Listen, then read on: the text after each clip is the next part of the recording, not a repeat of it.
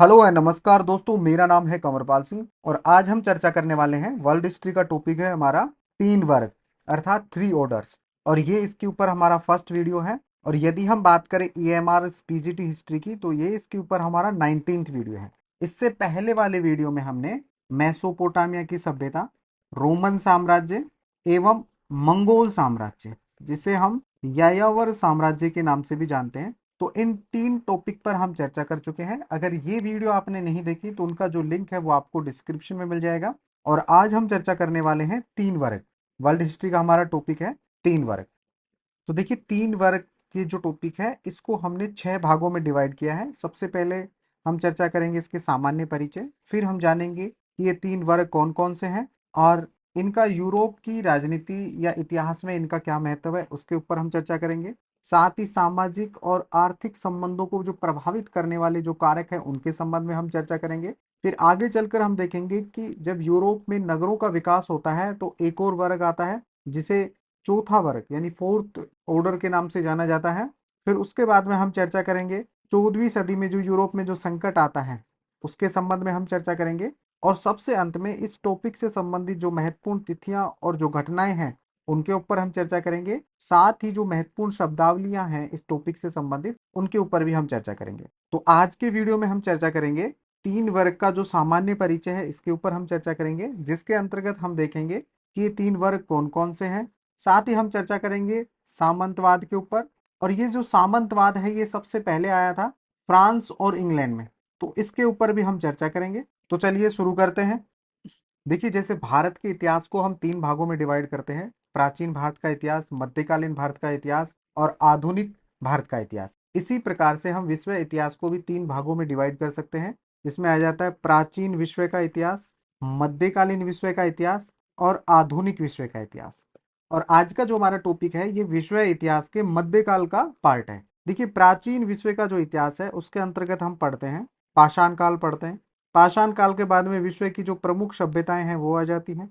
फिर उसके बाद में यूनान की सभ्यता आ जाती है और प्राचीन यूनानियों को पराजित करके रोमन गणतंत्र आता है और उसके बाद में आता है रोमन साम्राज्य। और जब रोमन साम्राज्य का जब अंत हो जाता है तो वहीं से शुरुआत हो जाती है मध्यकाल की। इसका जो टाइम पीरियड है ये निश्चित नहीं है, अलग अलग बुक्स में आपको अलग अलग डेट देखने को मिलेंगे। मोटे तौर पे हम मान सकते हैं कि 5वीं से जो 16वीं शताब्दी का जो टाइम है ये मध्यकाल का टाइम माना जाता है। या हम कह सकते हैं कि जब रोमन साम्राज्य का जब अंत हुआ था तब मध्यकाल की शुरुआत हुई थी। और यदि हम बात करें आधुनिक विश्व इतिहास की तो जब पुनर्जागरण काल आता है और पुनर्जागरण काल से आधुनिक विश्व की शुरुआत मानी जाती है। पुनर्जागरण ये 14th सेंचुरी में आया था, इटली में आया था और 16th सेंचुरी 16वीं शताब्दी तक ये संपूर्ण यूरोप में फैल गया था। और ये जो पुनर्जागरण आया था ये प्राचीन जो रोमन और जो यूनानी सभ्यता होती है उन्हीं से प्रेरणा लेकर आया था। और विश्व इतिहास का जो मध्यकाल है इसे अंधकार का काल माना जाता है, क्योंकि यहाँ पर दो संस्थाएं हैं वो काफी शक्तिशाली हो जाती है। एक तो चर्च या हम कह सकते हैं पॉप, और दूसरा आ जाते हैं सामंत। और यदि हम इस टॉपिक की बात करें तीन वर्ग, तो इसमें हम चर्चा करने वाले हैं 9वीं से जो 16वीं शताब्दी का जो मध्यकाल था यूरोप का, उसके ऊपर हम चर्चा करने वाले हैं। खास करके पश्चिमी यूरोप में जो सामाजिक, आर्थिक और जो राजनीतिक जो परिवर्तन हुए हैं उनके संबंध में हम चर्चा करने वाले हैं। और पश्चिमी यूरोप में सामाजिक, आर्थिक और राजनीतिक परिवर्तन हुए, इनके पीछे दो घटनाएं वो प्रमुख हैं। पहली तो आ जाती है रोमन साम्राज्य का पतन, रोमन साम्राज्य का पतन आ जाता है। और दूसरा आ जाता है संपूर्ण यूरोप में जो ईसाईकरण होता है वो आ जाता है। तो सबसे पहले हम रोमन साम्राज्य के पतन के पश्चात में वे कौन सी परिस्थितियां आई जिससे ये तीन वर्ग आए समाज में, उनके ऊपर चर्चा करेंगे। साथ ही हम चर्चा करेंगे ईसाईकरण के ऊपर। तो देखिए, यहाँ पर हम देखेंगे 5वीं और जो 6ठी शताब्दी होती है उसके अंतर्गत रोमन साम्राज्य का पतन हो जाता है।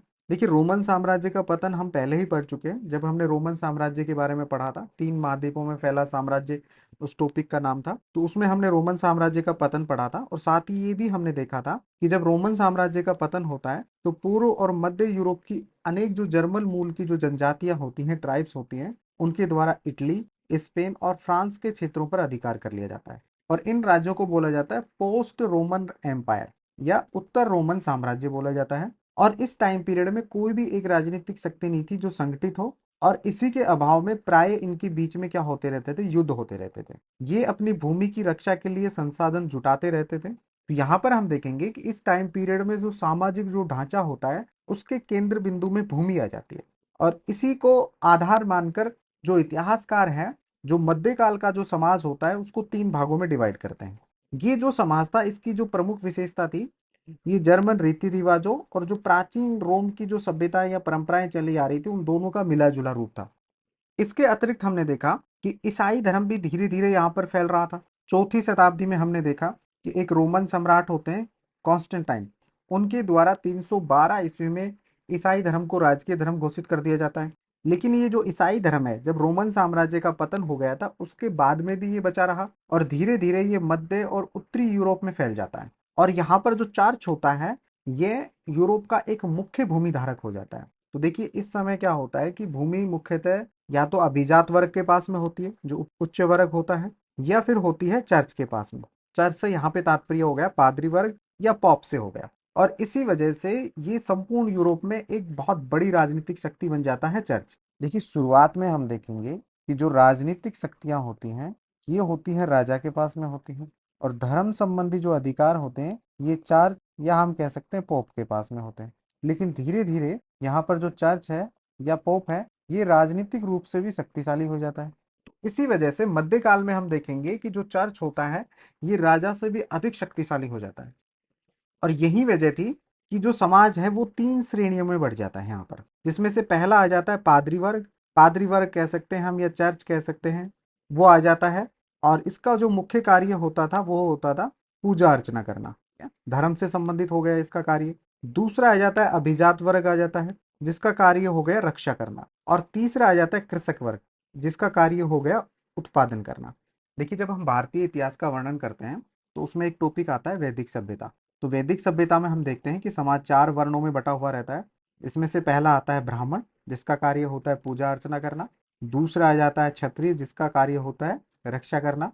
तीसरा आ जाता है वैश्य जिसका कार्य होता है उत्पादन करना। और चौथा आ जाता है शूद्र जिसका कार्य होता है बाकी तीन वर्णों की सेवा करना। इसी प्रकार से यूरोप के मध्यकाल में तीन वर्ग होते हैं। पहला आ जाता है ईसाई आ जाता है, दूसरा आ जाता है अभिजात वर्ग आ जाता है, और तीसरा आ जाता है कृषक वर्ग। यहाँ पर ईसाई का कार्य होता है पूजा अर्चना करना, अभिजात वर्ग का कार्य हो गया बाकी सबकी रक्षा करना, और जो कृषक है उसका कार्य हो गया उत्पादन करना। इसको हम इस चार्ट के माध्यम से समझने का प्रयास करते हैं। देखिए राजनीतिक शक्ति के रूप में देखें तो सबसे शक्तिशाली हो गया राजा हो गया, और धार्मिक शक्ति के रूप में देखें तो सबसे शक्तिशाली हो गया चर्च यानी पादरी वर्ग हो गया, और इसके नीचे आ जाता है फिर तुम्हारा अभिजात वर्ग आ जाता है। तो ये अभिजात वर्ग हो गया। तो इसके संबंध में नेक्स्ट टॉपिक में हम डिटेल से चर्चा करेंगे। और सबसे नीचे आ जाता है किसान वर्ग आ जाता है जो कि दो प्रकार का होता है, एक स्वतंत्र किसान हो गए और दूसरे हो गए कृषिदास। इसके ऊपर भी नेक्स्ट टॉपिक में हम डिटेल से चर्चा करेंगे। तो इस प्रकार से जो यूरोप का जो समाज है वो तीन भागों में बटा रहता है, और ये जो आज का हमारा टॉपिक है ये पूर्ण रूप से इन तीन वर्गों के ऊपर ही आधारित है। अब हम चर्चा करते हैं ऐतिहासिक स्रोत के बारे में चर्चा करते हैं। तो देखिए हमें ये जो सामंतवाद है चर्च है तीन वर्ग है इसका पता हमें कैसे चला, या इसके कौन कौन से ऐतिहासिक स्रोत हैं।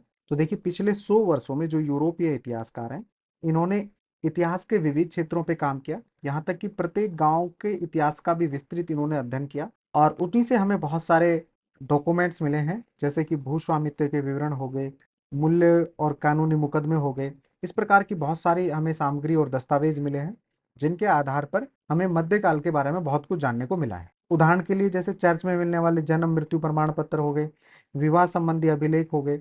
तो इन अभिलेखों की सहायता से उस समय के परिवार और जनसंख्या जो संरचना होती है उसको समझने में हमें सहायता मिलती है। इसके अतिरिक्त हमें चर्च से बहुत सारे अभिलेख मिले हैं जिससे हमें व्यापारिक संस्थाओं की सूचना मिलती है। इनसे हमें बहुत सारे गीत और कहानियों के द्वारा उस समय के त्योहार और सामुदायिक जो गतिविधियां हैं उनके बारे में हमें जानकारी मिलती है। तो ये जो हमें ऐतिहासिक स्रोत मिले हैं ये मुख्यतः मिले हैं हमें चर्च से मिले हैं, और इन्हीं ऐतिहासिक स्रोतों की सहायता से या इन ऐतिहासिक स्रोतों का उपयोग करके जो इतिहासकार होते हैं वो उस समय जो आर्थिक और जो सामाजिक जीवन में जो परिवर्तन हुए उनको समझने में सहायता मिलती है। ये परिवर्तन भी दो प्रकार के होते हैं, एक दीर्घकालीन होते हैं और एक होते हैं अल्पकालीन। दीर्घकालीन से तात्पर्य हो गया जैसे जनसंख्या वृद्धि संबंधी परिवर्तन। अल्पकालीन से तात्पर्य हो गया जैसे फॉर एग्जाम्पल हम ले कृषक विद्रोह हो गया। तो ये अल्पकालीन जो परिवर्तन हो गए, तो इनके बारे में हमें बहुत सारी जानकारी प्राप्त होती है। और यहाँ पर हम एक इतिहासकार की भी चर्चा करते हैं, मार्क ब्लॉक। यहाँ पर जो मार्क ब्लॉक हैं ये एक फ्रांसीसी इतिहासकार होते हैं और इनका जो जीवन काल होता है ये 1886 से 1944 ईस्वी के मध्य में होता है। और ये पहले विद्वान थे जिन्होंने सामंतवाद पर कार्य किया। देखिए मध्यकाल की जो सबसे प्रमुख विशेषता होती है वह होती है सामंतवाद, जिसकी चर्चा अभी हम थोड़ी देर बाद में करेंगे। यहाँ पर जो मार्क ब्लॉक होते हैं, जो इतिहासकार होते हैं, इनको इतिहास को जो समझने का जो तरीका होता है उसकी दो प्रमुख विशेषताएं होती हैं। इनके अनुसार इतिहास केवल राजनीतिक इतिहास नहीं होता, केवल अंतर्राष्ट्रीय संबंध और महान व्यक्तियों की जो जीवनियां हैं वो इतिहास नहीं होता। इसके अतिरिक्त जो उस समय की जो सामाजिक है, धार्मिक गतिविधियां हैं, जो आम लोगों का जीवन है, वह भी इतिहास के अंतर्गत आता है।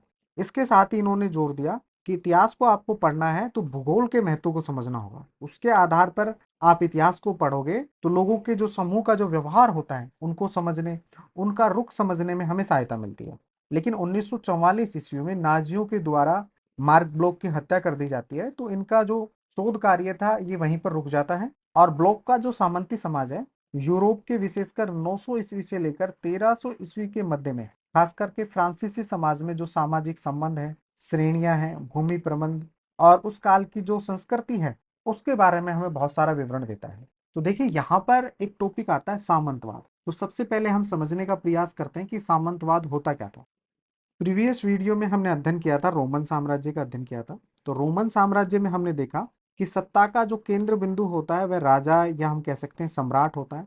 और यह सम्राट है, यह अपना जो शासन चलाता है यह शहरों के माध्यम से चलाता है, नगरों के माध्यम से चलाता है। लेकिन यहाँ पर जो समस्त जो शक्तियां होती हैं वो होती हैं सम्राट के पास में होती है। रोमन सम्राट के पास में समस्त शक्तियां होती हैं, अर्थात हम ये कह सकते हैं कि शक्ति का यहाँ पर केंद्रीकरण होता है। लेकिन आगे हम देखेंगे कि जब रोमन साम्राज्य का पतन हो जाता है तो यूरोप में छोटे छोटे राज्य बनने शुरू हो जाते हैं और ये राज्य आपस में लड़ते रहते थे। तो यहाँ पर जो राजा था, इन छोटे छोटे राज्यों के जो राजा हुआ करते थे, उनकी मजबूरियां हो गई कि उनको कुछ ऐसे सहयोगी चाहिए जो उनको सैनिक सहायता दे सके और उनकी शासन चलाने में हेल्प कर सके। तो यहाँ पर राजा क्या करता है, अपने शक्तियों का बंटवारा कर देता है। अर्थात हम कह सकते हैं कि जो उच्च वर्ग होते थे उस समय यूरोप में, उनको अपने साम्राज्य का बंटवारा कर देता है, जिन्हें हम अभिजात वर्ग कहते हैं।